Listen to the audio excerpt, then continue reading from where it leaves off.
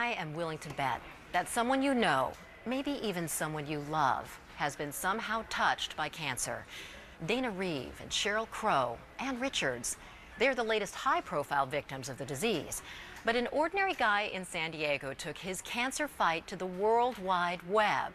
CNN's Ed Lavandera has his story. This is my brain, taken in slices like a... Phil Berman keeps a stack of brain scans in his San Diego home. 2 years ago, he was diagnosed with cancer. Look at these big guys. Tons of them, you know, everywhere you look. Doctors couldn't count all the cancer. Then the news got worse. I had it in my liver, I had it in my bones, I had it in my brain, had it in my lung. So, everywhere. Berman was diagnosed with stage 4 lung cancer, the most advanced stage. Most doctors gave him less than a year to live. As the times get really difficult and the opportunity to just lay down and die is very real. And you have to just say, no, I'm not going to do that. What Berman needed was an outlet for his thoughts and fears. So he started an online diary to keep family and friends updated on his condition. Okay, here's my very first blog. Chemo number 2 today. Went well, I'm feeling well. Maybe it's just a steroid high. So that's where it started. And then I got better at it. You know, they got longer and more story-like. He found blogging so therapeutic, he created a website called redtoenail.org, a site where other cancer patients can create their own blogs. Putting your fears and experiences in words, Berman says, offers cancer patients the kind of medicine doctors can't prescribe, hope. The people that gave me the most hope when I got my diagnosis, and I obviously knew how deadly a disease I had, were other people with the same diagnosis at the same stage who had done well. Cancer patients can go online to share experiences about treatment as well. Doctors do warn people to be careful with information they find on the web. What works for one cancer patient might not work for another. But Berman says this site is policed by the patients who participate. This is a community that is more interested in people surviving and healing, so that I don't think we're going to experience that kind of misbehavior, if you will, or bad behavior. Phil Berman knows people will be asking where the name for the site came from. The secret is in his shoe. Yes, I have one red toenail. It is true. Berman will paint one toenail red for every year he beats lung cancer. He just passed the 2-year survival mark, so there are now 2 red toenails. The idea came from a friend who had a nightmare that while Berman was undergoing treatment, he had come out with 10 red toenails. Phil Berman's goal is to make that nightmare come true. Ed Lavandera, CNN, San Diego. And joining me now from San Diego, Mr. Red Toenail himself, Phil Berman.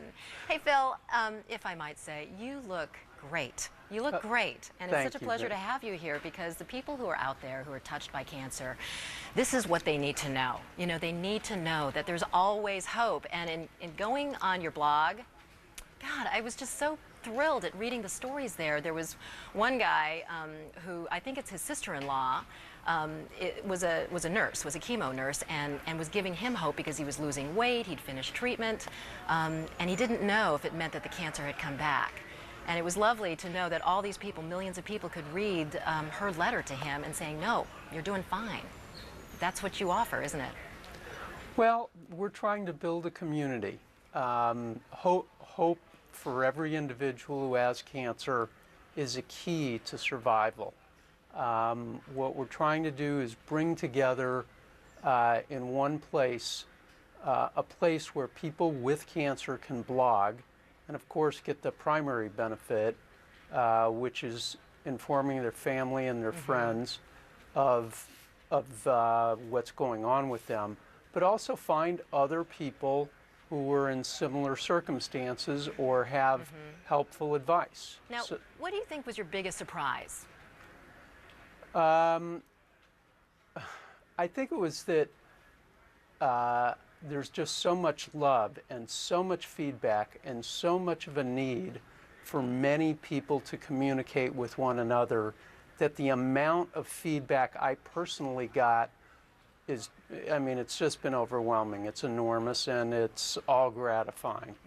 Because you see the people who are blogging and the people who have cancer out there as a powerful force, a political force. What do you mean by that? What is your greatest hope?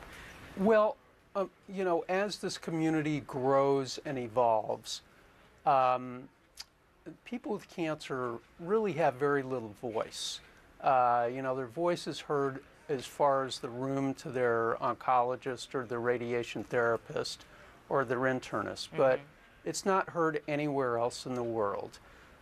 When you look at everybody else involved in cancer, pharmaceutical companies, medical device companies, doctors, nurses, you know, radiation technologists, they all have lobbies. They all have a voice in Washington. Right. But do they ever really hear from the patient? They don't. No. They really don't listen very well to the patients. Because the cost of the medication, I mean, you were talking about one medication that was costing you thousands of dollars, and that there was somebody reading your blog who was able to provide you some of that medication. Yeah. Crazy.